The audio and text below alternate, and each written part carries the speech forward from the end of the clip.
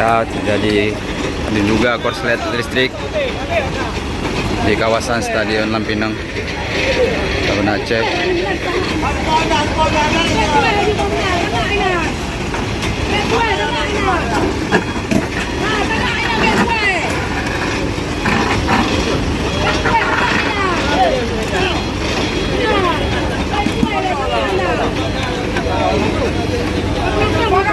Ini Hamin beberapa jam sebelum pertandingan Persiraja melawan Sriwijaya FC ya.